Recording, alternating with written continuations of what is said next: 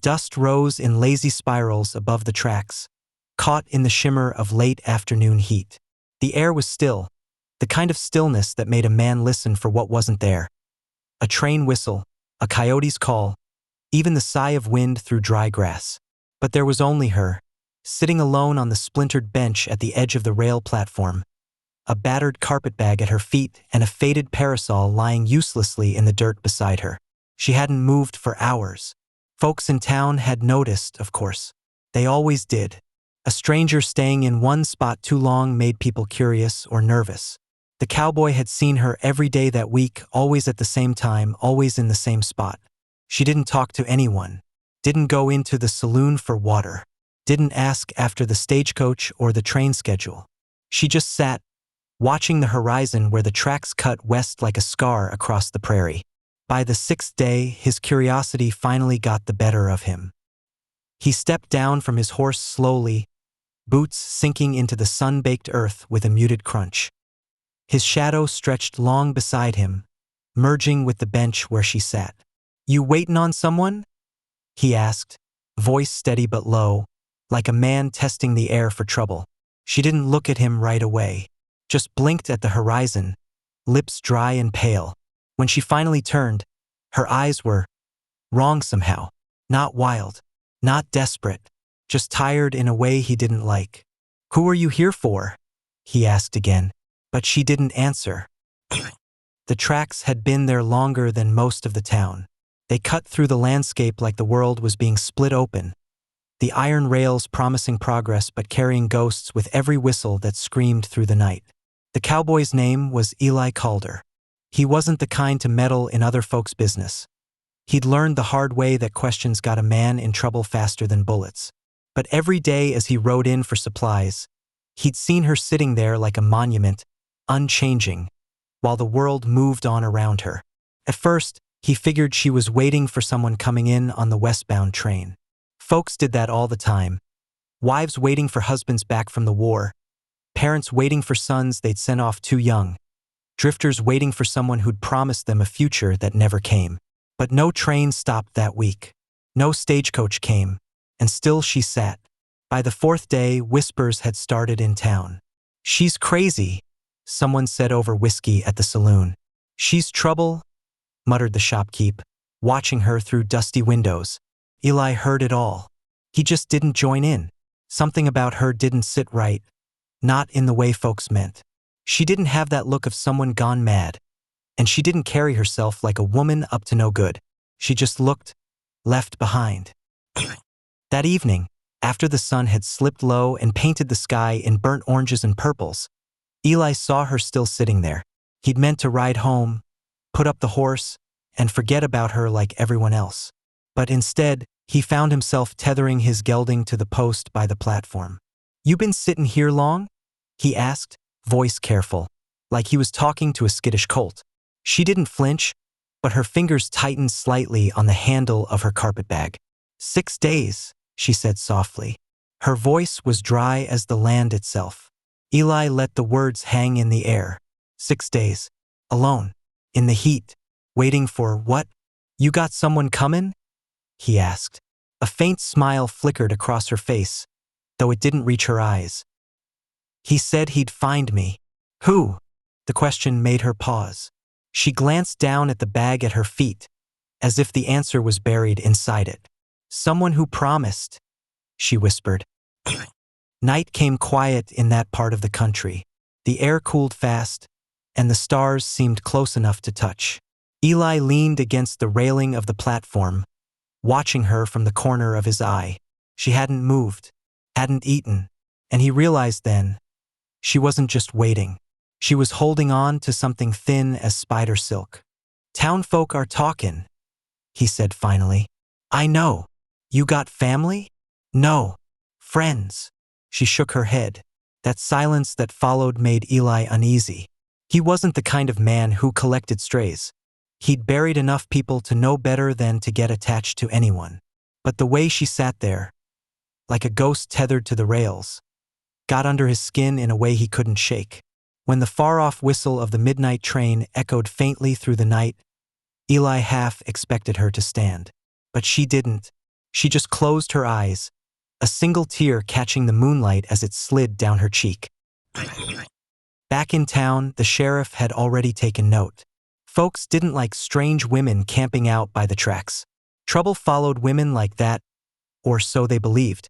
Next morning, as Eli stepped out of the mercantile with a sack of feed, he overheard two men talking by the hitching post. "She's still there," one said. "Still there. Fool woman's waitin' on someone who ain't comin'. If you ask me, she's runnin' from something." Eli turned, jaw tight, but said nothing. He figured it wouldn't be long before the sheriff told her to move on. Out here, the law didn't care about hope, it cared about keeping the peace. That evening, Eli rode out again. She was there, same as before, the carpetbag still by her feet. He swung down from his saddle, boots hitting the ground soft this time. "You been sittin' here long?" he asked quietly. Her eyes finally met his, and for the first time, he saw the truth in them, raw, unhidden, and heavy. "I don't know where else to go," she whispered. And just like that, Eli realized this wasn't about waiting anymore. This was about surviving. The sheriff showed up the next morning, dust clinging to his boots and the brim of his hat casting a shadow that made his eyes look meaner than they were. He wasn't a cruel man, just practical. Out here, that was the only way to keep a town from eating itself alive. "You plan on sitting here till winter?" he asked her, his tone clipped. The woman looked up at him, her face expressionless. "I'm waitin' for someone. You told me that yesterday," Eli said from where he leaned against the hitching rail. He hadn't planned on being there, just happened to be passing through again. At least that's what he told himself. The sheriff glanced at him, then back at her. "Miss, this ain't a charity. You got no money, no place to stay. Can't just loiter at the tracks like some ghost. Folks are gettin' uneasy." She said nothing, just kept her hands wrapped tight around the handle of that carpetbag. The sheriff sighed, shifting his weight. "You got one day. After that, you're movin' along. Town don't need another mouth starvin' in the sun." When he walked off, Eli expected her to break, cry, plead, anything. But she didn't. She just sat there again, still as stone, her eyes on that long, empty stretch of track. That night, Eli didn't ride home right away. He tied up his horse outside the saloon but didn't go in. Instead, he stood on the edge of the platform, staring at her. "You eat today?" he asked finally. She shook her head. He cursed under his breath, then dropped the paper-wrapped parcel he'd brought from the mercantile into her lap.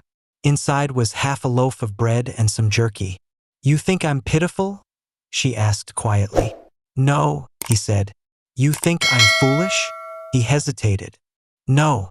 She unwrapped the bread, tearing a small piece off like she wasn't used to being given anything. By morning, the whispers had turned sharp. "She's got him wrapped around her finger," the shopkeeper told anyone who'd listen. "Man like Calder oughta know better," someone muttered at the saloon. The town blacksmith, a broad-shouldered man with soot still clinging to his hands, shook his head. "Eli's always been soft. He's gonna get himself killed over some stray woman who don't even tell him her name." That day, Eli asked her again, "You got a name?" She hesitated. "Lena. That who he's comin' for. This man." Her gaze dropped to the carpetbag. "He said he would. Before the fighting started. Before—" She trailed off, the words withering on her tongue. Eli studied her in silence. She had that look, the kind people got when they'd lost too much to say out loud. The sheriff came back that evening, this time with 2 deputies trailing behind. "You had your day," he said flatly. "Time to move on." "I'm not leavin'," Lena said. "You don't got a choice." Eli stepped forward before he could stop himself. "She ain't both Aaron no one. Let her be." The sheriff turned, eyes narrowing. "You takin' responsibility for her then?" Eli didn't answer right away. He knew exactly what that meant. If she caused trouble, if she stole, if she was running from something, every ounce of blame would land square on him. "Yeah," he said finally. "I am." The sheriff exhaled through his nose, like a man too tired to argue. "Fine. But you bring her into your mess. Don't come crying when it turns on you. That night, Lena sat on the platform while Eli stood a few paces away, arms crossed. You shouldn't have done that, she said. Why? They'll hate you for it. They already do, he said. She almost smiled. Almost. 2 days passed. Still no train. Still no sign of the man she was waiting for. By the third day, the mood in town had shifted from whispers to open resentment. She's a burden, someone spat outside the saloon. First it's food, then shelter, then money. She'll bleed him dry. They don't trust me now, Eli told her that night. She nodded faintly, like she'd heard it all before. You can come with me, he said quietly. Lena looked at him, eyes tired but still sharp. And when he comes? Eli had no answer. The next morning, a rider galloped into town, dust kicking up behind him. He slid off his horse in front of the mercantile, shouting for water, for help. Raiders, he panted. They're comin' this way. Burned a homestead 2 miles out. Eli felt something in his gut go cold. Raiders meant lawless men. Men who took what they wanted and left bodies behind. And if they came through town, Lena would be the first one they noticed. The warning spread faster than prairie fire. By sundown, the town had changed. Windows were shuttered, lamps snuffed out. Men stood on porches with rifles across their arms, pretending they weren't shaking. Eli walked his gelding down the empty street, boots dragging slightly in the dust. The saloon doors were closed for the first time in months. Even the sheriff had vanished from sight, though Eli knew he was somewhere inside, guarding what little he could. Lena sat exactly where she always did, the carpetbag at her feet, eyes on the horizon. You need to move, Eli said, his voice low. She looked up at him, brow furrowing slightly. Where to? My place. Out of town. Safer there. I told you. I'm waiting. Lena. His tone sharpened. Men like that, they don't care about promises. You stay here, you're as good as dead. Something in her expression faltered then, but she didn't stand. That night, the first fire was spotted on the far ridge. A small glow at first, then a plume of smoke that twisted black against the starlit sky. The whispers started. Raiders weren't stopping at farms anymore. They were coming for the town. Eli leaned against the railing of the platform, rifle slung across his back. He didn't look at her when he spoke. They'll be here by morning. She didn't answer. Tell me his name, he said finally. Lena's fingers tightened around the carpetbag handle. Thomas, she whispered. He was supposed to send for me. Said when the war was done, he'd bring me west. He promised. Eli closed his eyes briefly. He'd known too many men named Thomas who never made it home. By midnight, the sound of hoofbeats carried across the plains. Slow at first, then steady. A rhythm that made Eli's chest tighten. He glanced at Lena. She still hadn't moved. You don't understand, she said quietly. If I leave, it means he's gone. If I stay, there's still a chance. Eli crouched slightly, meeting her eyes. Hope won't stop bullets. The first riders appeared at the edge of town just before dawn. Dark shapes on the ridge, backlit by firelight. They didn't ride in fast. They never did. Fear worked better slow. Men on the porches gripped their rifles tighter. A few women clutched children close, ready to run at the first gunshot. Lena finally looked at Eli, her face pale but steady. You don't have to protect me, she said softly. Yeah, Eli muttered, jaw set. I do. The raiders didn't shout, didn't fire a warning shot. They just rode in, calm as vultures circling a carcass. Their leader, a tall man with a gray beard and a black duster, let his horse stop in the middle of the street. His eyes scanned the buildings like he was reading a ledger. Eli stepped off the platform, boots loud in the sudden stillness. You're not talking this town, he called out. The man tilted his head slightly, amused. Who's gonna stop me? You. Behind Eli, he heard Lena stand for the first time in days. Move, Eli, she whispered. Not a chance. The raider leader smirked. Ain't this something? A man risking his life over a woman who don't even belong here. Eli tightened his grip on the rifle. He could feel every pair of eyes in town on him, waiting. This was the moment, the kind of moment that split a man's life into before and after. The leader chuckled, low and mean. Step aside, or you're first. Eli didn't move. The air hung heavy, like the world was holding its breath. And then, faint and far off, the sound of a train whistle carried across the plains. Lena's head snapped toward the horizon. The raider leader's smirk faltered just slightly.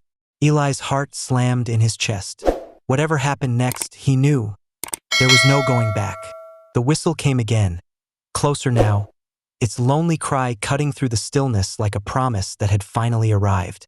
Lena's breath caught, her eyes fixed on the horizon where the faint glow of a headlamp began to pierce the night.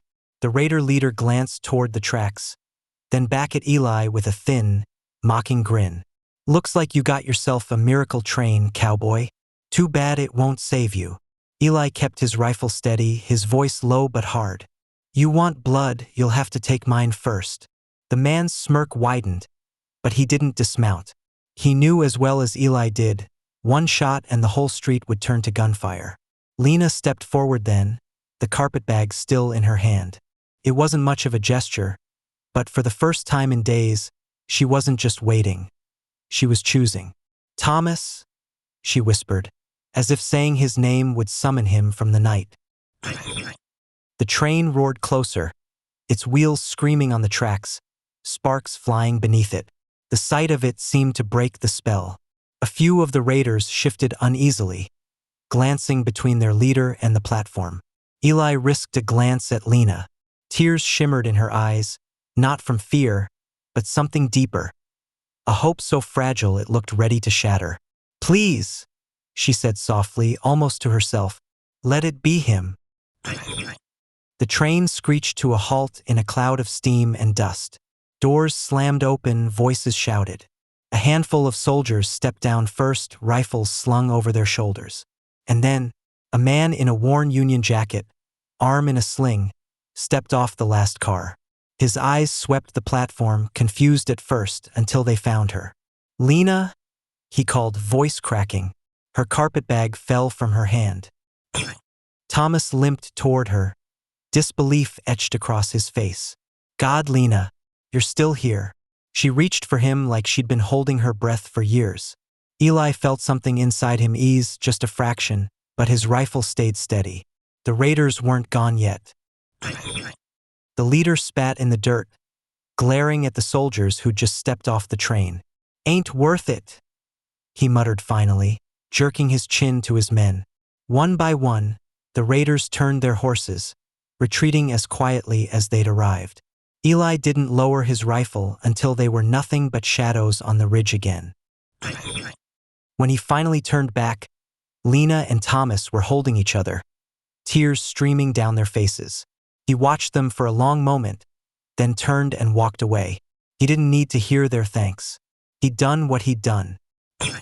Later, as the sun rose, painting the sky in soft hues of pink and gold, Eli rode out of Red Bluff. He didn't look back. He didn't need to. He knew what he'd left behind. And as he rode, the wind carried the faint sound of a train whistle, a sound that no longer felt lonely, but full of promise.